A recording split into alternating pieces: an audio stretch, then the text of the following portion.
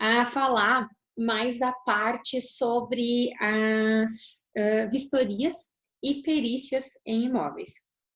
Então, na primeira parte do conteúdo, né, a gente trabalhou basicamente sobre patologias, vimos o início de vistoria ali na aula passada, antes da prova, e aí hoje a gente efetivamente começa a falar sobre perícias em edificações e também avaliações. Então, essa é a nossa segunda parte do conteúdo que dá o nome, né, da matéria. Eu já começo essa terça-feira fazendo uma pergunta para vocês. Eu quero saber a opinião de vocês, quanto que vale este imóvel aqui? Para vocês. O que vocês acham?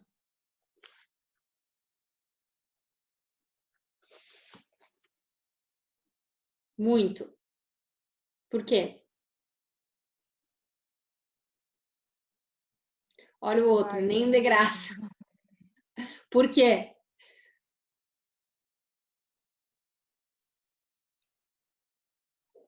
Ele tá tomado de construções em volta e eu acho que o espaço não... sei lá. Não sei. Eu quero saber a opinião de vocês. Falando agora em valor de mercado, né? Se vocês fossem contratados aí para avaliar esse prédio, dentro do entendimento de vocês, vocês acham que valeria bastante, pouco? Ele está valorizado? Ele está desvalorizado? Qual é o conceito para vocês, se vocês tivessem que analisar isso agora, friamente, né? Olhando a situação. Vocês acham que a gente tem uma valorização ou uma desvalorização do imóvel?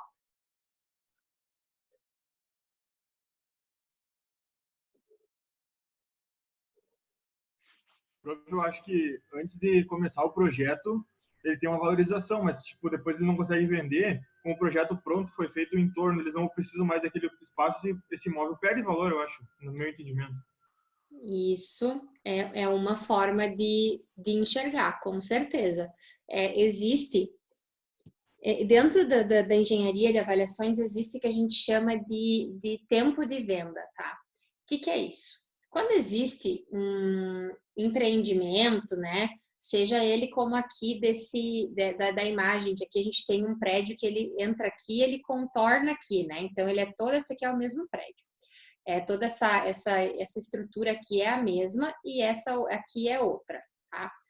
Então, o que acontece? Pensem vocês que esse cara aqui, com certeza, ele tentou comprar esse terreno junto com o terreno quando ele comprou para fazer esse empreendimento aqui. Muito provavelmente ele tentou comprar.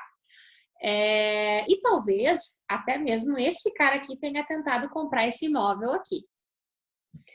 Aí, o que acontece? Quando, né, se o proprietário aqui, né, tivesse vendido naquela época, a gente chama de timing de venda. O que é isso? Que aquele terreno, ele é necessário, né, para o desenvolvimento de um empreendimento. O que isso quer dizer? Quer dizer que pro proprietário é muito mais fácil projetar um empreendimento usando aquele terreno do que desviando dele, tá? Então, beleza. Se ele tivesse vendido, normalmente a gente consegue vender por um preço dentro do mercado, ok, tá? Então, esse seria o primeiro time. Só que quando esse cara aqui já começou a erguer o prédio e esse cara aqui também já começou a erguer o prédio, automaticamente, olhando assim, friamente, esse cara perdeu o ponto de venda. Ou seja, ele perdeu o timing, né, de melhor venda do negócio. Então, tem essa análise, em um primeiro momento, ela pode ser vista como sendo verdadeira, tá? E ela acontece muitas vezes. Agora, pensem comigo o seguinte: imaginem que isso aqui é um prédio de escritórios, ou seja, um prédio comercial, e isso aqui é um prédio comercial.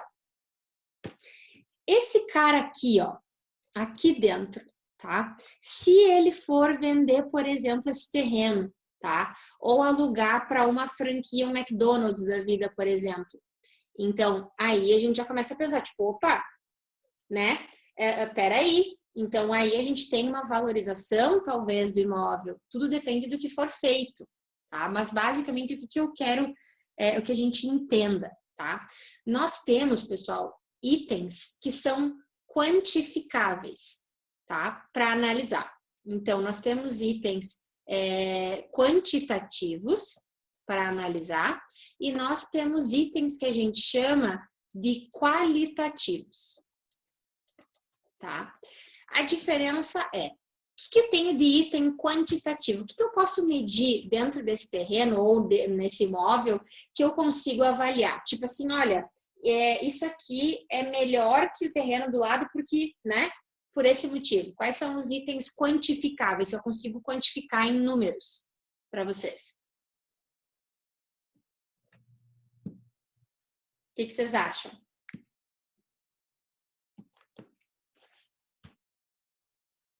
Então, se forem avaliar esse terreno, né? Esse aqui, o que acontece? O que eu posso quantificar?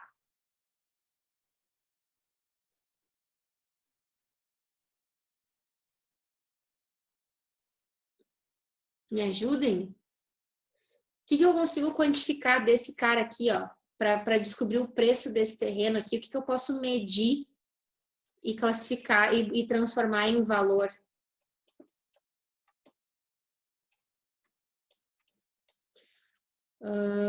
Oi?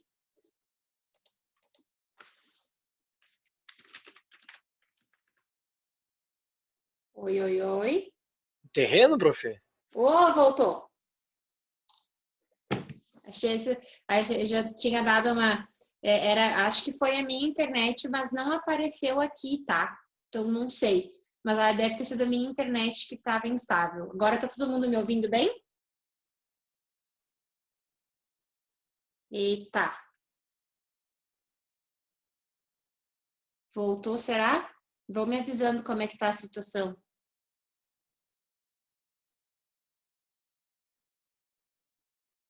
Tá. Qualquer coisa me avisem que eu vou dando uma segurada, tá? Então, o terreno, beleza. O que eu meço no terreno? Área, né? Primeira coisa.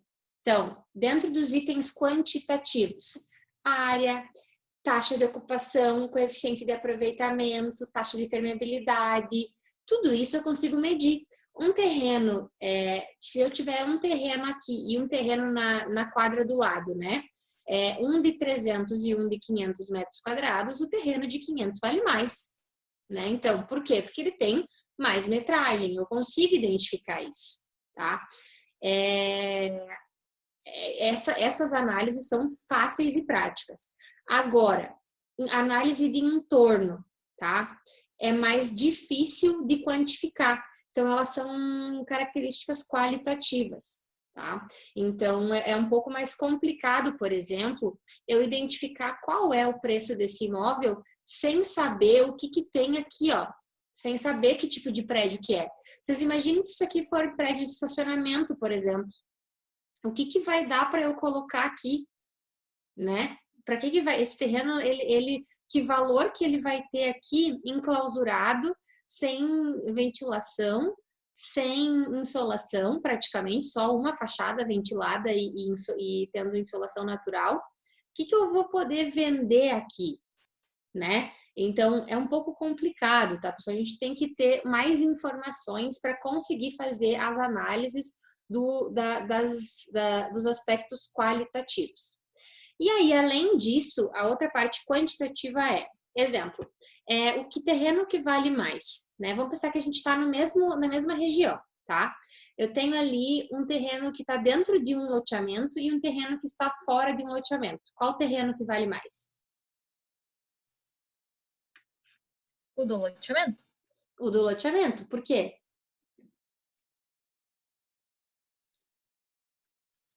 Por causa da infraestrutura? Exatamente. Então, o loteamento, normalmente, o que a gente tem, né? Normalmente já vem com calçada, normalmente já vem com a instalação de água, normalmente já vem com a instalação de esgoto, coleta, né? Normalmente já vem com a parte de iluminação pública, a parte de imobiliário não, perdão, mobília urbana. Então, tudo isso é computável para que ele valha mais, né? Então, essas questões são quantitativas. Aqui em Passo Fundo, a gente tem menos diferença entre um terreno dentro e fora de um condomínio, porque normalmente aqui a gente já tem 99% lá dos esgotos coletados. Mas em outras cidades, por exemplo, isso ainda pode ser um peso muito grande na hora de vender um terreno, tá? E aí a gente tem, quais são os outros aspectos? Entorno, infraestrutura disponível no local. Tem mercado perto? Tem escola perto, faculdade perto, ponto de ônibus perto. Sabe, isso aqui é tudo qualitativo, tá? Então, normalmente quando a gente vê folder de prédio para vender, ou até mesmo de condomínios, tem lá, né, os pontinhos, tipo, olha, a 10 minutos ou a 5 minutos de farmácia, shopping e tal, tudo isso é aspecto qualitativo para fazer aumentar o valor do terreno. Então, nada a gente pode deixar passar, tá? Exemplo, a gente tem um terreno que é perto do presídio, aqui de Passo Fundo. A gente tem um terreno que é perto da estação de tratamento de esgoto. A gente tem um terreno que é perto de uma ocupação. São fatores qualitativos que derrubam o preço do terreno. Então, o preço do empreendimento, tá? É muito difícil a gente conseguir, por exemplo, tá? Ali na região da rodoviária, tá? Aqui em Passo Fundo, são regiões em que é difícil de implantar empreendimentos. Se vocês olharem, os empreendimentos que estão no entorno, eles têm um valor agregado menor do que os mesmos empreendimentos muito similares em outros lugares. Então, isso é muito importante, tá? O entorno influencia e influencia muito a questão de valorização ou desvalorização de terrenos. Então, para a região de Passo Fundo, ali da rodoviária, caso um dia a rodoviária saia dali, claro que a gente tem o Rio Passo Fundo, que ainda é um problema, né? Mas a região tende sim a valorizar, por questões de segurança, né, e tudo mais. Então, beleza? Esse é o primeiro ponto que a gente vai falar hoje. Por quê? Porque a gente tem que entender que nós temos dois tipos de conceito em relação a custo, né? Nós temos o conceito de preço e conceito de valor. O que é o preço? Imaginem o seguinte, tá? O preço, ele é um valor estipulado pelo bem, tá? Só que o que compõe o preço? Compõe o custo de produção, os custos indiretos, impostos e lucro. Tá aí o preço de venda do produto de vocês, tá? Agora, quando a gente fala sobre valor, e aí é um bem mais complexo, eu vou dar para vocês um exemplo. Imaginem que eu tenho aqui, né? Vocês estão olhando, eu tenho uma Pentel na minha mão, né? E vamos cogitar que isso aqui seja uma outra lapiseira de uma outra marca, tá? Tá aqui, ó, Faber-Castell. Então, eu tenho uma lapiseira da Faber e eu tenho uma lapiseira da Pentel. Elas fazem exatamente a mesma coisa, né? Elas escrevem. Então, né, permitem escrever. Quem escreve somos nós. Então, elas permitem que nós possamos escrever. Beleza. Por que essa lapiseira aqui custa R$30 e essa aqui custa R$5? Será que é tão diferente assim o insumo entre uma e outra? Será que o imposto para fazer uma e para fazer outra é tão diferente? Será que os custos administrativos de fazer uma ou outra é tão diferente assim? Né? Então, assim, pensem um pouco sobre a questão de valor de marca, tá? Por que a gente paga? Provavelmente quando vocês entraram na faculdade e alguém falou para vocês sobre a Pentel, vocês devem ter olhado na livraria e pensado, Jesus amado, cruz credo, vou pagar R$30 numa lapiseira nem morto, né? Normalmente, é normal o impacto, porque a gente não está acostumado com isso. Aí vem alguém e fala, não, velho, isso aqui não é uma lapiseira comum. Isso aqui é o Caterpillar da lapiseira. Ele não quebra, ela não quebra por nada nesse mundo, né? Então ela tem uma durabilidade muito maior. E aí tu pensa, tá, mas aqui olha só, veja bem, né? Ela é de estrutura metálica, tá aqui, ó, tá? Ela tu conserta se precisar. Aí tu já pensa, pois é, né? Interessante, né? O meu professor tá dizendo que é boa. E tu vai lá e compra. Então tu não compra uma lapiseira pensando no preço. Tu compra a Pentel. Então, essa é a diferença básica entre preço e valor, tá? Que a gente tem a questão, por exemplo, isso em todas as frentes a gente tem isso, tá, pessoal? Dentro ali dos eletrodomésticos, né? Muito comum, lembra? Mas não é uma Brastemp, entende? Então, a gente tem ali conceitos de marca que são muito importantes. E dentro da nossa área, se eu pedir para vocês o seguinte, quem é a construtora que vende valor hoje em Passo Fundo da melhor forma possível?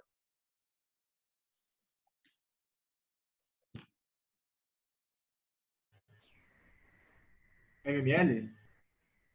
Quem? MML? Você paga mais caro por ser um prédio da MML?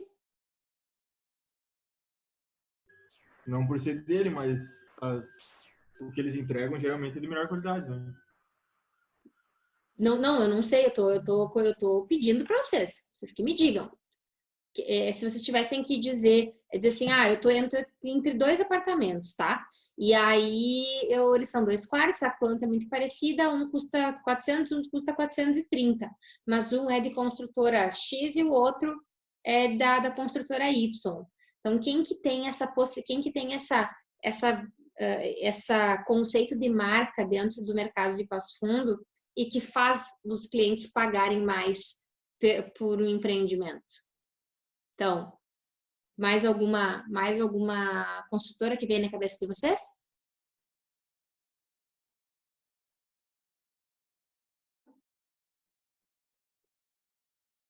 Para mim veio mais 2 nomes, mas eu vou deixar vocês falarem.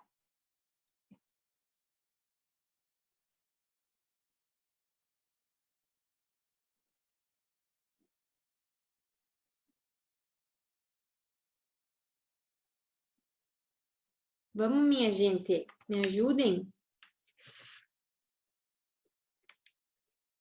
Quem que marca dentro da nossa área de atuação, que vende projetos por valor agregado e não por preço?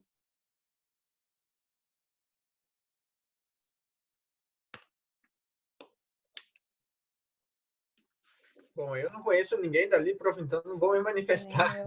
Pouco e nada. Não temos ninguém. Eu também não conheço muitas construtoras de Passo Fundo. Bom, então tá. O pessoal, acho que pouca gente da cidade. Deixa eu ver aqui, o Lucas falou, eu vejo isso como café, comparando com o café da Starbucks, que vem da experiência. Exatamente.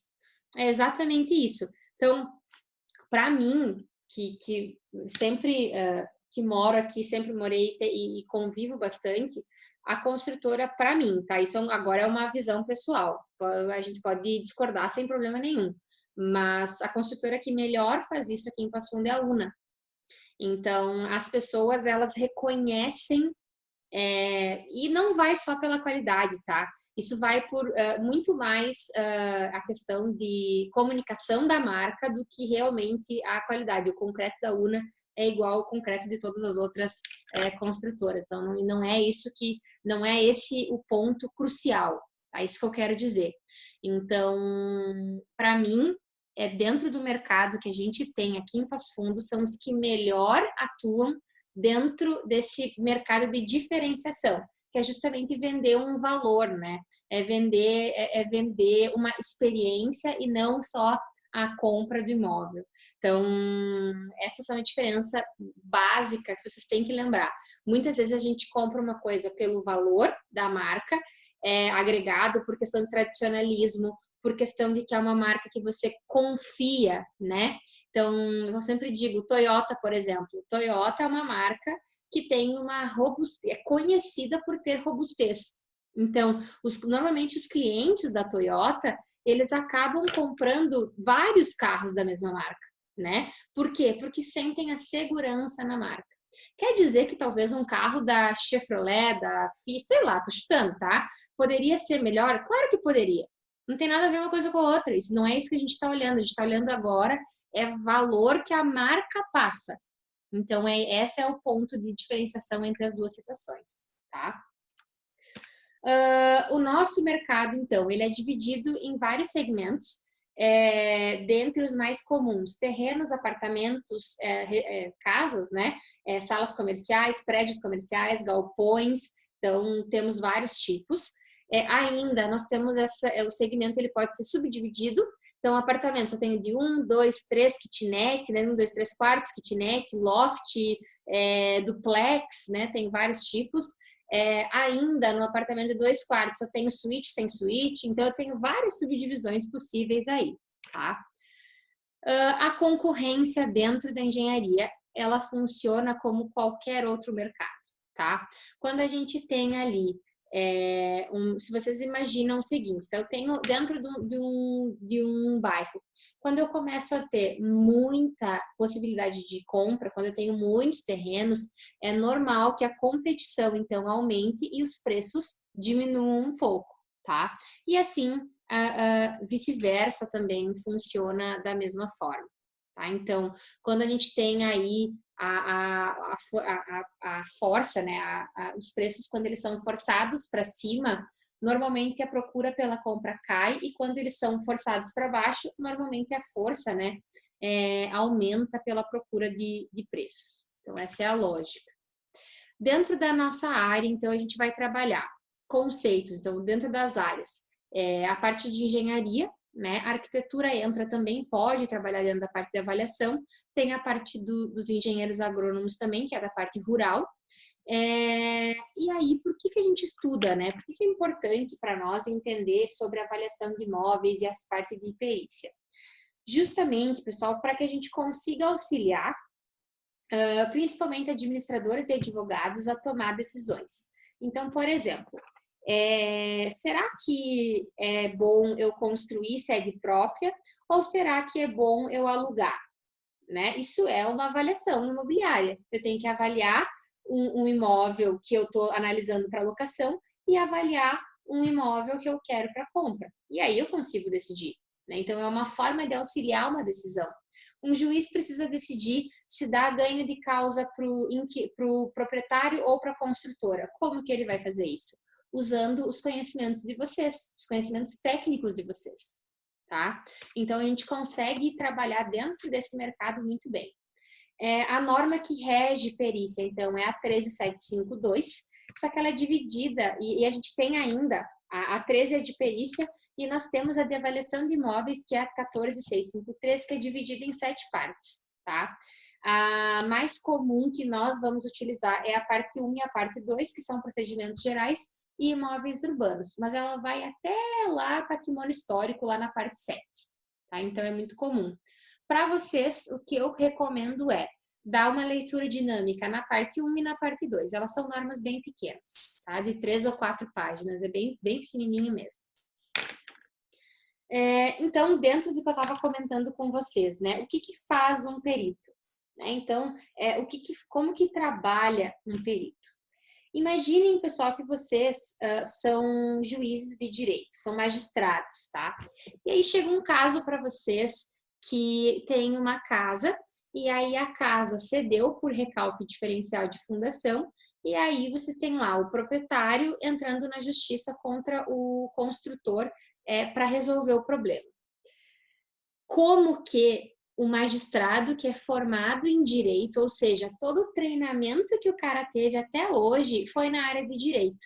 Como que ele vai decidir quem é o culpado, se existe um, né? Vamos, primeira coisa, se existe culpa, de quem é a culpa e como que se repara. Porque é isso que numa ação judicial se pede, né? Quem é o responsável, por que aconteceu e como se resolve. E aí, como é que o juiz vai fazer isso? Se coloquem vocês na pele, se fossem juízes, tendo que decidir isso nesse momento. Hoje estão analisando um caso de engenharia. Daqui meia hora vocês pegaram um caso sobre um profissional da medicina. Daqui mais 60 minutos vocês pegaram um caso da odonto. Então, assim, coitado do juiz, né? Ele teria que ser uma pessoa de conhecimento quase estratosférico para conseguir atender todas essas necessidades, tá? Ou nós teríamos que ter juízes, engenheiros, juízes médicos, juízes, né? E teríamos que ter toda essa função. Então, além de todo o conhecimento de lei, teria que ter o conhecimento técnico sobre aquela área. Então, a gente sabe que é inviável, né? Para isso, existe o que a gente chama de perito, que é justamente, pessoal, é um profissional qualificado dentro daquela área que se busca saber, mais, que vai auxiliar o juiz a tomar uma decisão. Então, ele vai dizer para o seu juiz o seguinte: olha, seu juiz, aqui nesse caso dessa casa, nós temos um problema que o proprietário fez uma obra e fez uma escavação e aí ocasionou uma instabilidade na fundação inicialmente projetada. Então, nesse caso, o construtor não tem culpa. Ou, não, seu juiz, realmente nós tivemos um recalque diferencial porque nessa obra não foi feito SPT, não se conhecia o solo e se projetou uma fundação divergente daquela que deveria ter sido dimensionada. Então, a gente só consegue fazer isso com técnico, né, pessoal? Então, esse técnico, ele vira o perito auxiliar do juiz. E o que ele vai fazer, né?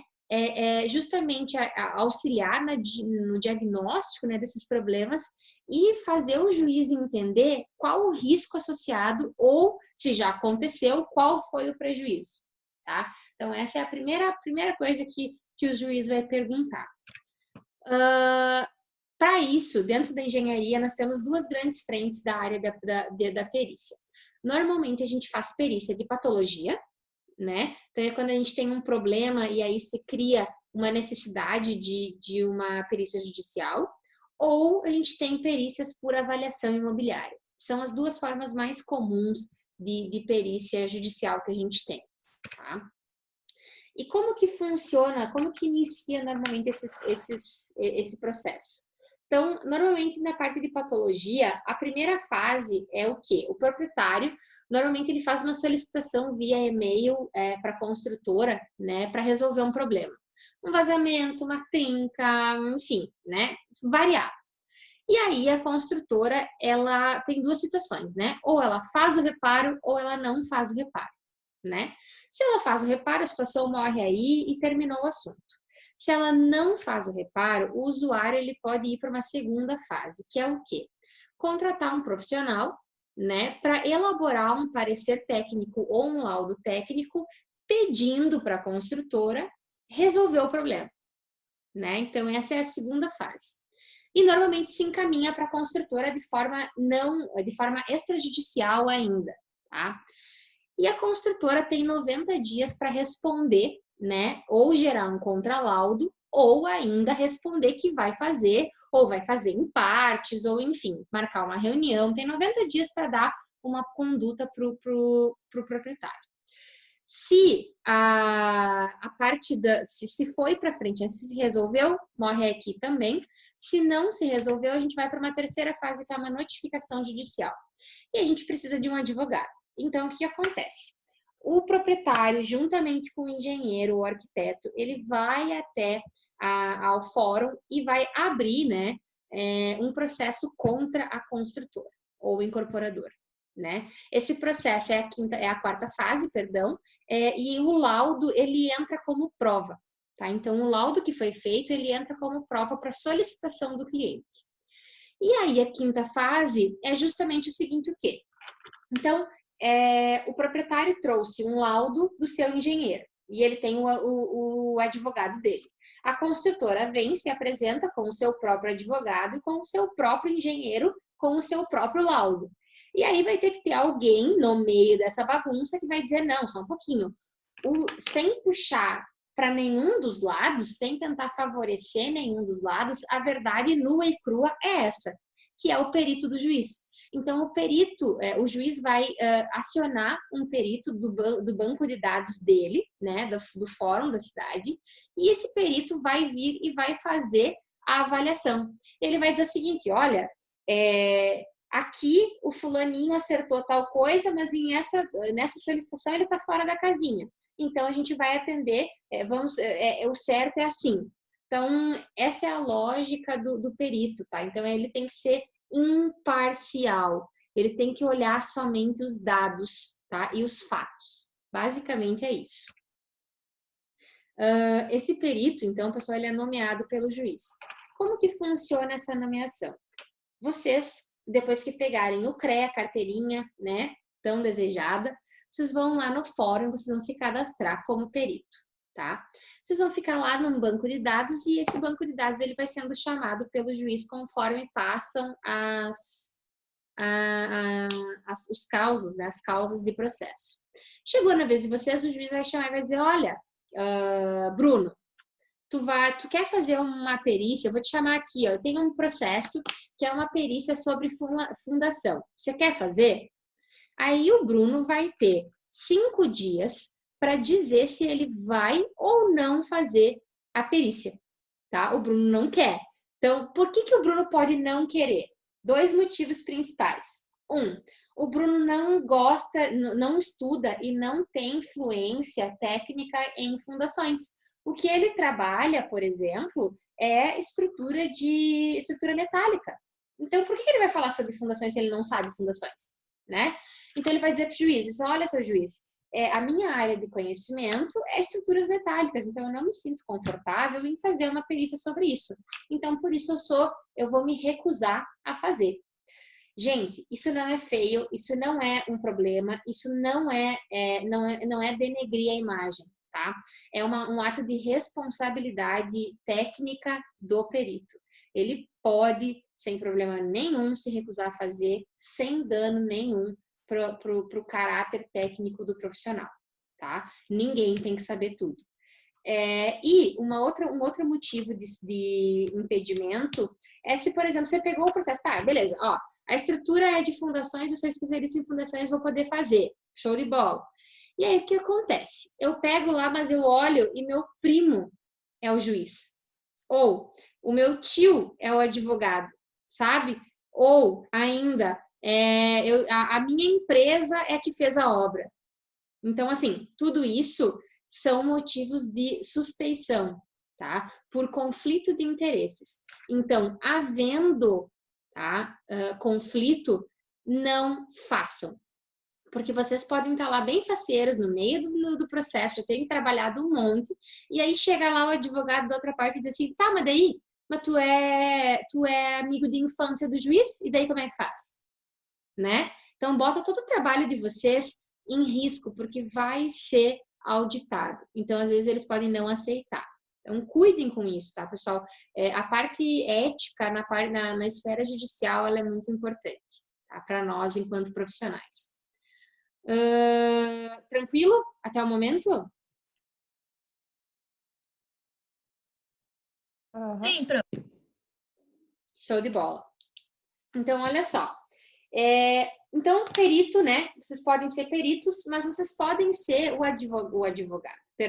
o engenheiro que vai auxiliar o advogado de uma das partes. Esse cara é o que a gente chama de assistente técnico. Então, quem faz a perícia, né? Quem faz a perícia de um dos lados é consultado como assistente técnico daquela parte, tá? E ainda, nós podemos ter o consultor, que normalmente é aquele cara que fornece subsídio sobre uma questão específica. Então, por exemplo, tá? Eu estou trabalhando aqui com um processo ai, meu Deus, contaminação de água de poço artesiano, tá? Só que daí eu fui lá, vi, e aí por causa do meu vizinho que fez uma obra, enfim, eu já cheguei no ponto certo que eu queria. Só que eu preciso dizer quanto essa água foi infectada. Eu, como engenheira civil, vou conseguir fazer isso como? Né, pessoal? Então, eu não sei química. Eu não tenho vergonha nenhuma de falar que depois do primeiro semestre da faculdade eu nunca mais peguei química na minha vida e se Deus quiser eu vou terminar a minha vida sem pegar química de novo. Então, assim, eu não sei mais. entendeu? No máximo eu sei H2O, CO2 e alguma outra coisinha, sabe? Eu não vou me meter a falar sobre isso. Então eu vou chamar um consultor químico e vou dizer, ó, fulaninho, tu vai lá e me ajuda, porque eu não sei falar sobre isso, eu não sei a parte química, eu não sei fazer esses ensaios. Então, por favor, você vai lá e você me ajuda a resolver essa questão. O Evandro colocou aqui, e no nosso caso, que não somos especialistas em nada. Na verdade, uma coisa que é muito comum do pessoal se atrapalhar você não precisa ter especialidade no sentido de pós-graduação, mestrado, para fazer uma perícia. Você precisa ter conhecimento técnico ou teórico, prático, daquilo.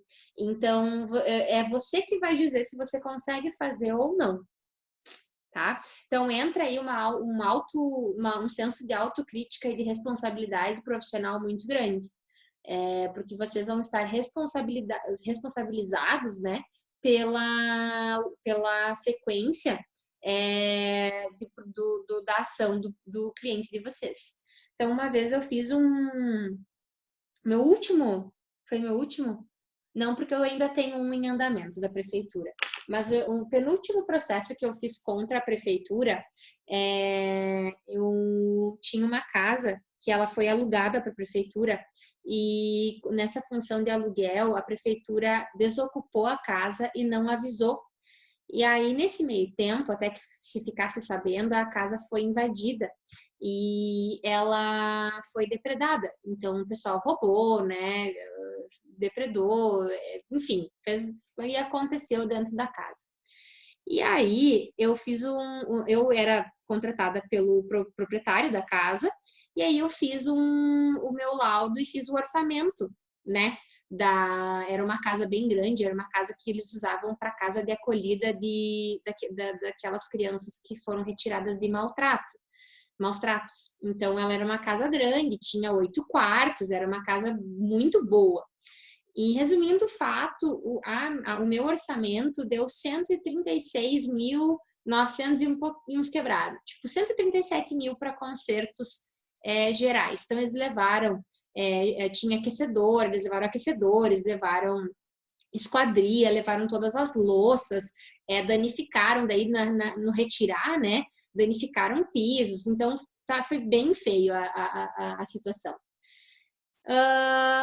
E aí, cheguei lá, né, para conversar, enviei o meu laudo e enviei o meu orçamento.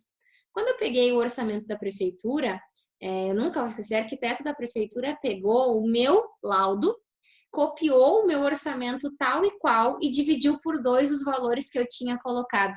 Então, o orçamento dela ficou em 76 mil, tipo, metade do valor que eu coloquei, entendeu? E aí, eu cheguei no fórum, e aí eu cheguei com uma pilha de orçamentos, que eram, normalmente quando a gente faz orçamento, a gente recebe essa informação por e-mail das lojas, né? E aí eu cheguei lá com a pilha de orçamentos para comprovar o meu laudo, né? E no frigir dos ovos, foi removido do processo o laudo da outra parte, porque ele foi um roubo de propriedade intelectual do nosso escritório. Então, para vocês verem que às vezes acontecem umas coisas meio esdrúxulas mesmo, dentro da área de perícia, que a gente está dentro do fórum. Eu sempre disse, tu vai estar lá dentro, entendeu? Vai mentir ou vai fazer cagada logo lá, com o perdão da palavra, que está pertinho de um juiz, entendeu? Eu não faço. Então, tomem cuidado, tá, pessoal? Tomem cuidado com as informações que vocês vão prestar, com a formatação do laudo, organizem como sendo...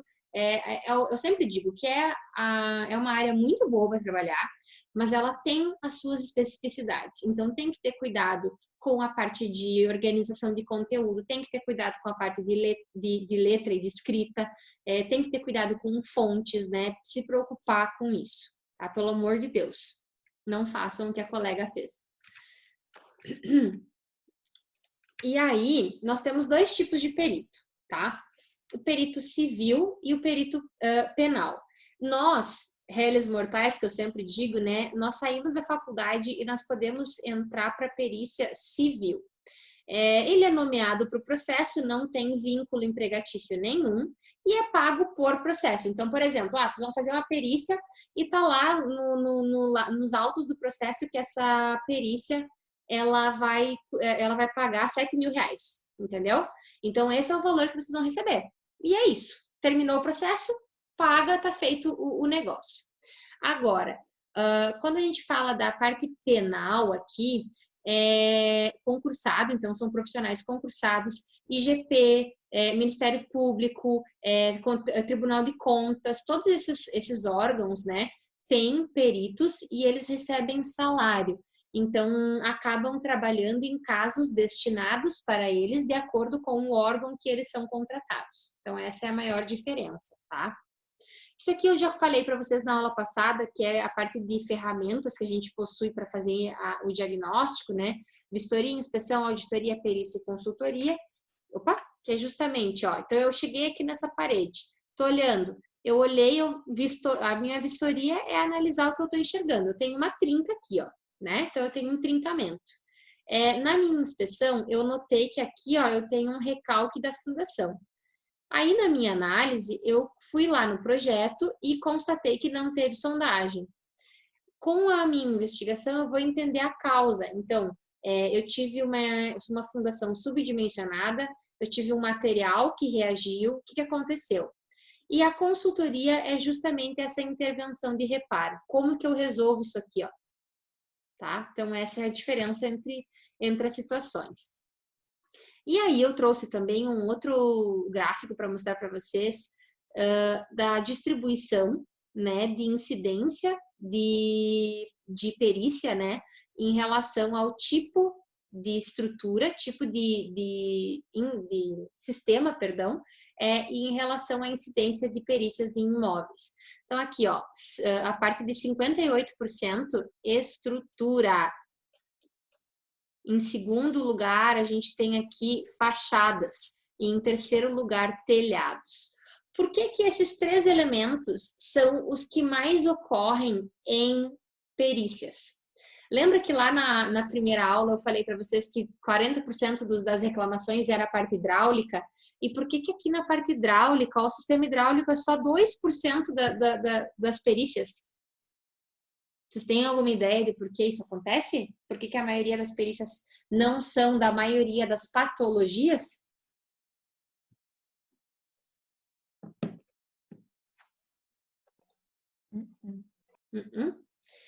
Pensem comigo, ó.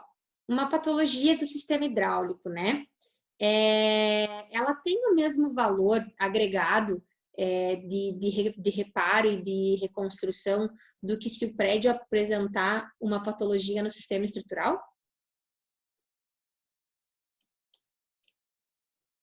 Viu, prof? Eu ia falar disso, mas aí quando falou nem sempre as patologias, enfim, daí eu disse, opa, não é isso. Mas não, mas a questão de revestimentos também, né, é mais considerável. Mas eu ia dizer que o sistema hidráulico é fácil de reparar, não tem tanto custo, né? Vai lá, substitui, ajeita, enfim. Isso pronto. aí, é exatamente isso. Por que que o sistema hidráulico, por mais que seja o mais problemático, sem dúvida nenhuma, é o que mais é problema, mas ele não é o que vocês vão pegar, na maioria das vezes, em perícia judicial, porque é barato, entende? Agora, experimenta ter que refazer ou reforçar uma estrutura. Olha o preço. Ou experimenta ter que reparar toda a fachada de um prédio, né? Ter que trocar pastilha, ter que tirar a pastilha, refazer o reboco, fazer pastilha de novo, andaime, trabalho em altura, profissional qualificado, caro. Outra coisa, imagina vocês que vocês têm uma patologia em telhado. Se eu der um problema no telhado, normalmente é com infiltração que aparece, né? Pergunto para vocês, danifica? Muitas vezes a gente tem um problema no telhado, mas daí danifica gesso, danifica móveis, danifica piso, danifica um monte de coisa. Então, mais uma vez, o custo de conserto não é só o telhado. São todos os elementos que entraram em colapso por causa do colapso do telhado, né? Porque uma coisa leva a outra. Então, por isso que, dentro do que a gente tem aqui de problemas, eles são os campeões de problemas problema não, perdão, de aparecimentos em laudos periciais, porque são os problemas mais caros de resolver. É muito simples assim mesmo. Por mais que a gente tenha aqui, ó, problemas é muito comum a gente ter problema de alvenaria, trinca, sabe? Fissura, revestimento também. Às vezes o revestimento tá manchado, não é tão fácil ver isso. É tipo seguro de carro, sabe? Quando a gente vai dar uma raspadinha no para-choque, você vai acionar o seguro para fazer isso, sendo que tu pintar o para-choque custa 500 e tu acionar o seguro custa 2.000, né? Tu vai acionar o seguro porque se mudou alguma coisa, se alterou a estrutura do veículo, que daí tu vai gastar 30.000 para arrumar. Então, a lógica, ela funciona exatamente da mesma forma, tá? Então, é só por isso que a gente tem essa situação. Entendido?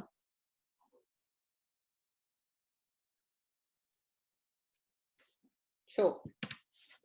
E aí, eu vou só dar uma pincelada no conteúdo da palestra do Yuri, tá? Mas é só uma pinceladinha para acionar as dúvidas em vocês, para vocês perguntarem tudo para ele, tá? Então, assim, nós, enquanto engenheiros, nós temos tríplice responsabilidade. O que é isso?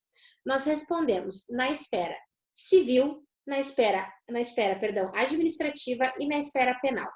O que é a esfera civil, tá? É da justiça comum. Então, vamos lá. A gente está respondendo um processo e o cliente, o que ele tem que comprovar? O dano, tá? Se ele comprovou o dano, entra na vara civil, tá? Se foi somente uma infração, por exemplo, não tem a RT na obra, mas tem engenheiro. Não tem a sinalização de canteiro, mas tem engenheiro. Então, assim, infrações, de modo geral, que não ocasionam dano, entra como sanção administrativa, que é o quê? Multa, né, gente? A gente recebe multa à torta e direita, normal. Normal não, é bem ruim, mas às vezes acontece. Então, por exemplo, o Ministério do Trabalho passou lá e tinha um fulaninho sem capacete. Multa. Então, isso não vai gerar nenhum processo, tá? Mas é uma infração e é uma infração administrativa e vocês vão responder por isso de forma, ou com sanção ou com multa. E o pior é quando esse dano aqui, ele classificar como um crime. Então, o dano foi que caiu a fachada do prédio, mas caiu na cabeça de alguém. Então, é um crime, é homicídio, entendeu? Então, entra na esfera penal. Então, o dano, ele pode acontecer e ele pode simplesmente ser um dano, tá? Só que ele pode ainda se transformar em um crime e aí entrar na esfera penal. Mas vocês respondem na esfera penal em relação a isso. Qual que é a diferença brutal entre as esferas? O processo administrativo, ele não tem normalmente nenhum tipo de limitação. Então, a gente tem ali no máximo um embargo ou interdição da obra, tá? Então, é o máximo que pode acontecer conosco, tá? Quando a gente entra no processo judicial, tanto penal quanto civil, a gente começa a ter limitação. Se for simplesmente civil, vocês podem ter limitação de patrimônio, ou seja, congelamento de bens da empresa e tudo mais. Na parte penal, limitação da liberdade, ou seja, cadeia. Tipo os engenheiros que estão presos lá pro Brumadinho, tá? Então, eles estão presos, limitação da liberdade, porque eles não têm isso aqui, ó, dinheiro, e porque a gente entra na parte penal, que eles estão sendo processados por homicídio, né? Então, a gente entra aqui como sendo classificado como um crime, portanto, factível de limitação de liberdade, tá? Esse é o pior caso para nós. Normalmente a gente se classifica aqui quando o dano ele é contra a vida humana, tá? Então, é comum ser processado, quando ocorre isso, ser processado por homicídio, tá? Dentro das perícias, então, nós temos a perícia criminal, judicial, ambiental e securitária. A perícia criminal, pessoal, ela é, então, executada pelos órgãos do Estado, né, o IGP, que é o Instituto Geral de Perícias, E qual que é a maior diferença, né? Nós temos peritos criminais de todas as formações, tá? Então, vai ter lá o médico, vai ter lá o dentista, vai ter lá o engenheiro, vai ter todas as áreas. E nós vamos ser, para virar perito criminal, vocês têm que fazer um concurso, então é nível superior, né? Vocês podem ser filiados ao governo estadual ou ao governo federal. E aí, qual que é a grande vantagem? Vocês vão receber, então, um treinamento, né, de academia de polícia por 1 ano, em que vocês vão ser treinados em criminalística, ou seja, para engenheiro civil, quais os tipos de crime que lhe competem avaliar, né? Exemplo, por que aconteceu um acidente de trânsito? Isso é função do engenheiro avaliar, do engenheiro civil, tá? Organização e abordagem policial. Então, além de perito, vocês virariam força policial, policial civil, tá? Para fazer, então, a prova, ela é de múltipla escolha, oral, e ainda tem que passar na formação da academia de polícia, que dura 1 ano. Então, essa é a lógica. Aqui no Rio Grande do Sul, a última vez que eu olhei o concurso do IGP, o salário era 14 mil, uma coisa assim. Então, era bem, bem bom, bem legal. Só passar.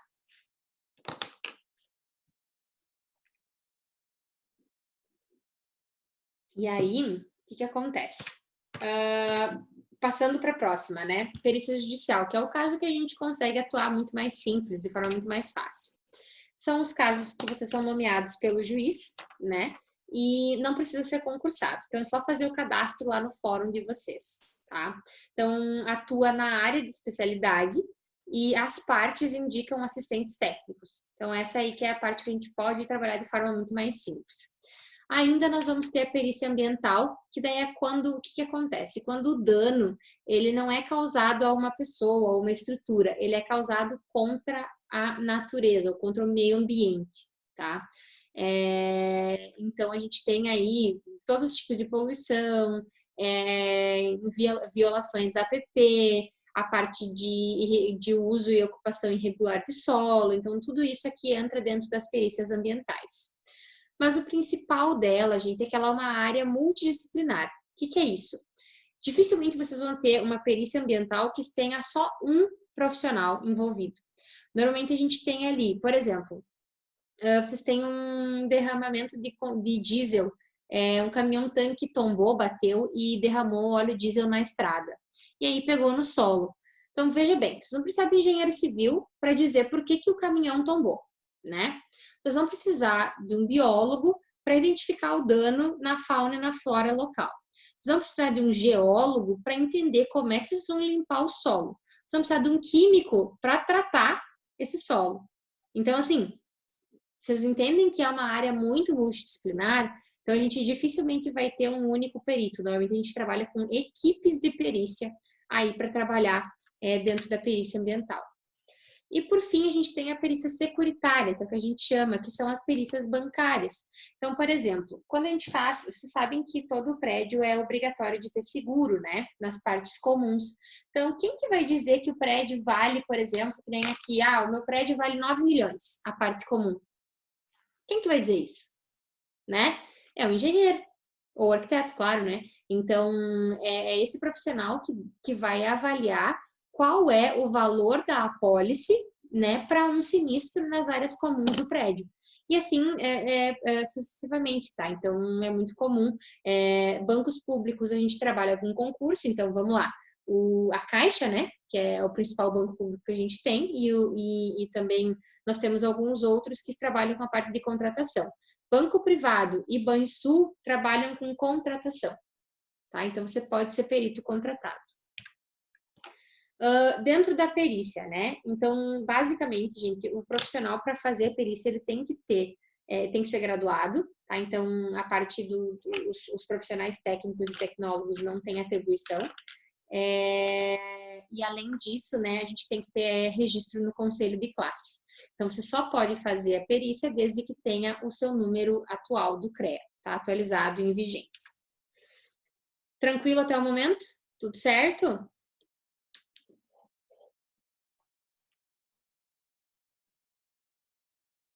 Show! Então, primeira coisa, né? Isso aqui a gente já começou também a conversar na aula passada. Primeira coisa que vocês fazem pegando uma perícia para fazer. Identifica se o uso é regular ou irregular. O que é isso? A edificação foi projetada para ser uma casa. Se ela está sendo utilizada como uma casa, ela é regular. Se ela foi projetada para ser uma residência unifamiliar e está sendo utilizada como restaurante, o uso dela é irregular. Tá? Então, é só em relação ao projeto e efetivamente o uso. Segundo, vocês vão analisar as patologias e classificar as patologias. Elas podem ser anomalias ou falhas. O que é uma anomalia? Tá? É um vício construtivo, ou seja, ele foi ocasionado durante o período da construção. Ele pode ser ocasionado por falha, por anomalia de projeto, ou de material, ou de técnica construtiva, tá? Mas é lá da obra. A falha é um vício de manutenção. Então, é uma falha que ocorre por um problema posterior à época da construção. Então, aqui eu coloquei alguns exemplos para vocês. Por exemplo, né, então, na parte da anomalia, a ausência de junta de dilatação em fachada. Isso é um problema de obra, então é uma anomalia. Agora, por exemplo, se durante lá o uso do prédio, o pessoal não faz a troca, a troca das bombas, né? Lembra que tem uma bomba hidráulica que ela fica em uso e uma bomba que fica estacionária. O ideal é que de 15 a 30 dias a gente acabe invertendo as bombas para não estragar. Se o pessoal não faz isso, é uma falha de manutenção. Então, não é uma anomalia de construção, tá? Dentro das anomalias, nós temos 4 tipos. Endógenas, que são normalmente vícios de projeto, materiais e execução, que é o quê? Então, por exemplo, aqui eu coloquei a placa de cerâmica sem PEI adequado, ou uma esquadria de madeira sem nenhum tipo de proteção, sabe? Então, quando a gente tem esse tipo de problema. E as exógenas são justamente causadas por terceiros. Então, por exemplo, a concreteira fornece um material com resistência menor que a requerida. Vocês pediram lá na ordem de compra 25 MPa, veio com 20. Então, isso é uma anomalia, porque é de obra, mas ela é exógena, que é fornecida por um terceiro. Tá? O gesso, por exemplo, tá? Já tive um caso de uma perícia assim. O gesso veio com reagente. Então, sabe que a gente faz o gesso convencional que tem aqueles os aramezinhos que fixa, né? Faz a fixação do gesso, reagia com o gesso e aí oxidava a fixação e caía a placa. Então, a gente teve esse caso que a culpa é do fornecedor do material, com certeza, porque quem compra não tem como saber, tá? Ainda, elas podem ser naturais ou funcionais. Naturais é um dano ocasionado pela natureza. Então, foi uma enchente, foi um vendaval acima do projetado pela norma, tá? E causou destelhamento, causou infiltração. Então, isso sim. Ainda, elas podem ser funcionais, que é proveniente da degradação. Então, por exemplo, os pisos lá da IMED, lembram? Né? Que a gente tem os pisos da sala de aula com seus 50 anos de uso, mais ou menos, eles já estão totalmente quebrados, degradados, riscados. Isso são coisas comuns de acontecerem com aquele tipo de material ao longo do tempo. Então, é uma anomalia funcional, tá? Quando a gente vai para falha, nós temos também outras 4 classificações. Elas podem ser falhas de planejamento, que é justamente em relação à periodicidade, né, do programa de manutenção, tá? Então, o proprietário não fez a manutenção no tempo requerido. Pode ainda ser uma falha de execução, que aí, por exemplo, o cliente usou bucha aquela bombril para limpar porcelanato polido. Riscou tudo, né, pessoal? Então, estava certo, estava correto na hora da construção, por uma falha de execução, foi riscado o piso, tá? Ainda, falha operacional. Quando a gente tem uma falha no registro, tá? Então, por exemplo, o cara foi lá fazer a manutenção do elevador e colocou a data errada, e aí por isso não se fez a manutenção na data correta, tá? Ainda pode ter falha de gestão, que é em relação a desvios de qualidade e custo. Então, por exemplo, isso é muito comum, gente, muito comum quando precisa de licitação para fazer as coisas. Então, por exemplo, como que funciona, tá? A licitação vai dizer assim, eu preciso de um alvejante para usar na limpeza da escola X. Aí vai lá e tem um alvejante que tem ácido na composição e ele era o mais barato, né? Então, ácido com certeza limpa melhor do que um que não tem ácido. Mas ele pode manchar o piso, mas bom, é o mais barato. Então, por uma questão de qualidade, de redução de custo, se reduz a qualidade e se ocasionou uma falha. Então, é muito comum também, tá? E aí, dentro justamente dessas possibilidades, dessas 8 possibilidades que ocorrem as perícias. Então, olha só. Normalmente, um dos principais casos é que a gente tem que apurar, né? Avaliar tecnicamente um problema, né? E emitir uma opinião técnica a respeito, tá? Então, vocês normalmente vão dizer, por exemplo, então, um tipo muito comum de perícia. Vocês estão trabalhando com divisão de bens, seja por inventário ou seja por divórcio, né? Separação. E aí, vocês têm um caso em que um lado vai ter que comprar a edificação, o imóvel do outro lado. Pergunto para vocês, o lado que está vendendo, né, ele sempre vai querer vender por um preço melhor, e o que está comprando quer pagar mais barato. Então, a gente começa a ter discrepâncias na hora de fazer a avaliação. Por isso, um perito técnico tem que ser imparcial e dizer, como não está aqui no exemplo, ó, não é que a gente vai ter que pagar nem 100 mil e nem 500. A gente vai ter que chegar em um valor, 275 mil, por exemplo. E esse é o valor tabelado que vai ser levado em consideração para divisão de bens. Tá? Isso é muito comum. Outra coisa muito comum, gente, é a avaliação de serviços prestados por profissional leigo, tá? Que é não habilitado.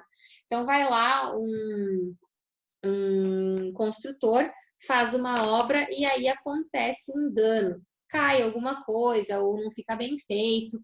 E aí o profissional técnico tem que ir lá e dizer como consertar, se tem conserto, ou indicar as causas do porquê que aconteceu o colapso. Tá? É muito comum também. Falha ou ausência de manutenção é uma outra possibilidade que a gente pode trabalhar. Então, por exemplo, a queda de marquises é muito comum, muito comum. Tá? Então, a gente tem que entender por que caiu aquela estrutura, né? Ainda, nós podemos trabalhar com a fundamentação de um direito pleiteado. O que é isso? Então, pensem o seguinte, tá? Aqui nessa casa, ó, tinha uma casa aqui, tá? E aí, essa parte do solo aqui desmoronou e a casa veio junto. De quem que é a culpa? Né? Então, é da prefeitura? É do proprietário? É de São Pedro? Né? Então, assim, obviamente que o proprietário vai dizer que a culpa é de alguém. Normalmente ele vai tentar jogar a culpa no órgão público, né? E aí, o que acontece? O engenheiro, que é o perito, vai ter que dizer, não, só um pouquinho, fulano. Aqui, você construiu em uma área de APP, por exemplo, em que a gente sabia que era sabido do risco de desmoronamento. Então, você automaticamente associou o risco e aceitou ele. Né? Agora, não, realmente, passava uma adutora da Corsã aqui, a adutora rompeu e aí levou o solo junto, e aí ocasionou, então, a culpa é da Corsã, sabe? Então, essas coisas que a gente tem que, esses direitos pleiteados, a gente tem que investigar e entender se é ou não coerente, tá? Muito comum também, pessoal, em questão de sinistros, tá? Então, por exemplo, o proprietário vai pedir o seguro, né? O seguro vai ver se realmente o proprietário ele tem direito a receber ou se o sinistro não foi ocasionado, muitas vezes, por um problema de manutenção. Então, por exemplo, o proprietário tinha lá 70 mil watts instalados, possíveis de ser instalados na casa. Ele foi colocando um monte de coisa e tinha 120 mil watts instalados. E aí ele não fez manutenção ou reforço da rede elétrica. Esquece, o seguro não vai pagar. Porque ele estava subdimensionando, né, a sua rede elétrica e assumindo risco. Então, essa também é uma situação que a gente trabalha. E, por fim, nós podemos ter perícias em que ninguém pede nada. O próprio juiz vai lá e, de iniciativa própria ou de um órgão que a gente tem medo muito, que é o Ministério Público, que o buraco é mais embaixo, quando o Ministério Público ele pede esclarecimento, aí a coisa fica preta, tá? Então, porque normalmente são órgãos que são muito sérios e assim, ó, é pelo em ovo, tá? Então, é complicado para trabalhar com esse tipo de situação. Então, quando a iniciativa pública, normalmente, gente, é questão de acidentes, tá? Então, aqui, ó, a barragem do Rio Doce foi o próprio juizado, o Ministério Público que acionou, né, o processo. O incêndio da Boate Kiss também, antes do processo das famílias, o próprio Ministério Público já tinha ingressado com um processo investigativo. O desabamento na ciclovia Tim Maia, mesma coisa, tá? Então, é muito comum.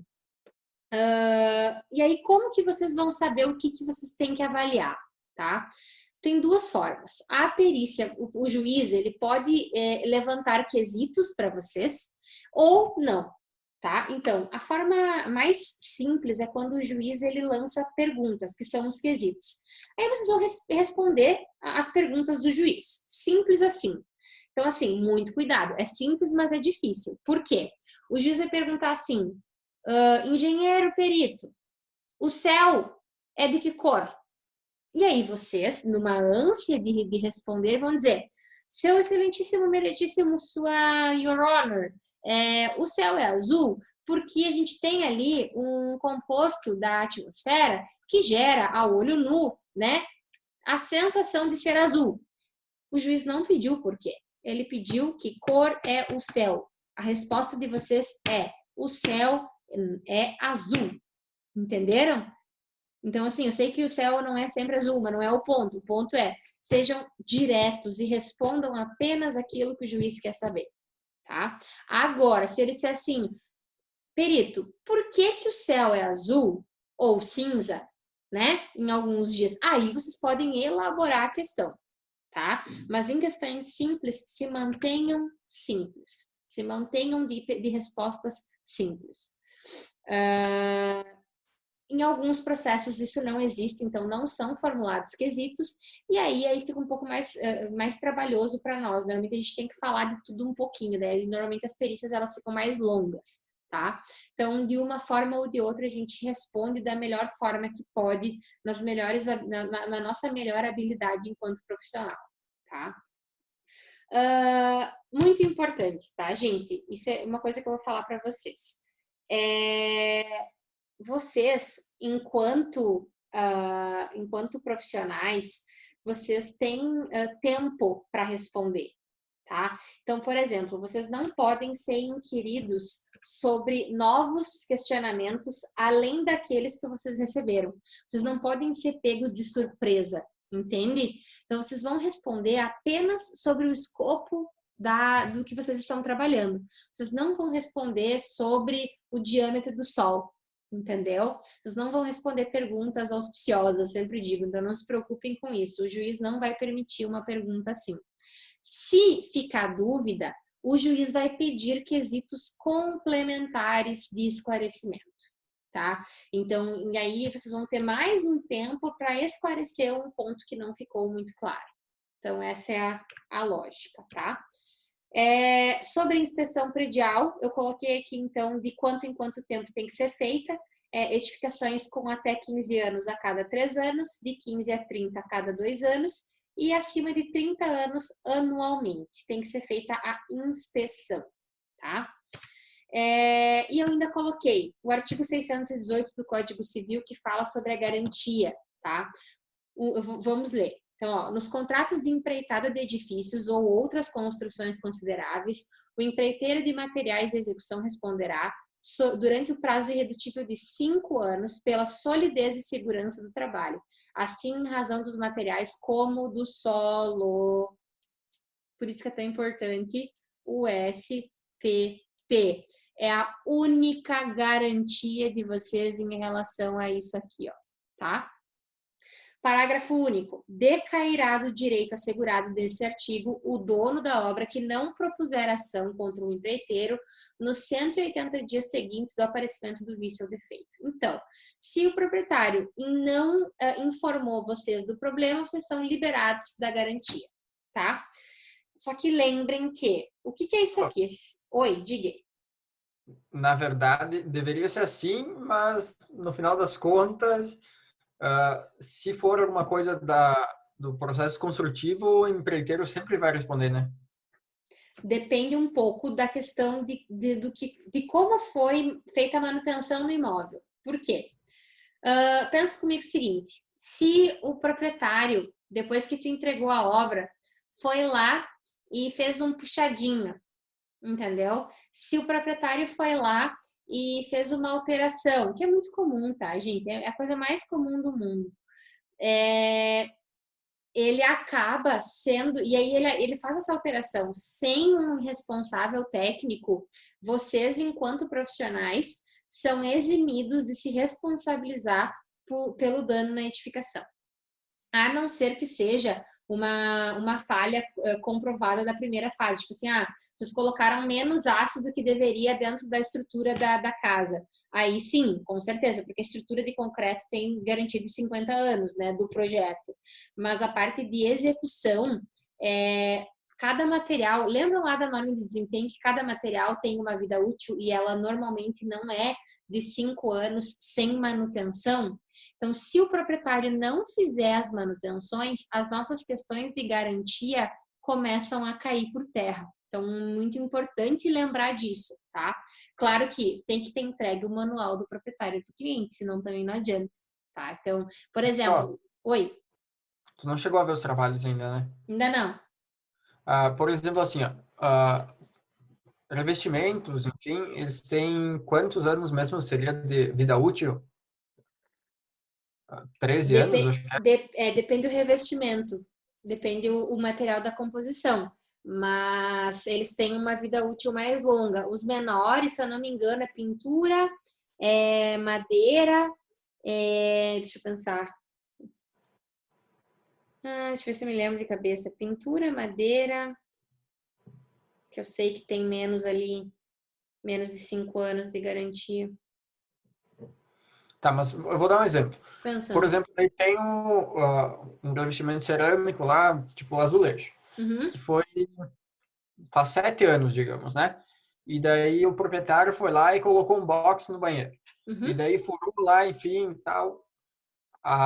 O empreiteiro pode alegar que ele fez alguma alteração, fixou alguma coisa naquela parede e tal. Mas se for comprovado, tipo assim, que desplacou, claro, é difícil de comprovar o porquê muitas vezes, né? Mas desplacou por um motivo, sei lá, que aquilo que o proprietário fez não interferiu em nada, é responsabilizado o empreiteiro? Se ele seguiu a manutenção correta, sim. Se o proprietário, né, seguiu a manutenção, porque além de alterar, fez alteração, mas não tem influência, e ele ainda levou a manutenção correta do material, aí o empreiteiro é responsabilizado. Beleza. E uma coisa muito importante, pessoal, é a questão do diário de obra para isso, tá? Então, o diário de obra salva vidas, né? O relatório gerencial, que eu chamo lá no escritório, o meu diário de obras tem nome de relatório gerencial. Então, eu entrego para o cliente o relatório da obra dele. Ele sabe tudo que foi feito, tem foto e descrição de semana por semana do que foram feitos os trabalhos. Então, isso ajuda bastante também, que é um documento de comprovação do que está na obra. Tá? Então, isso é muito importante.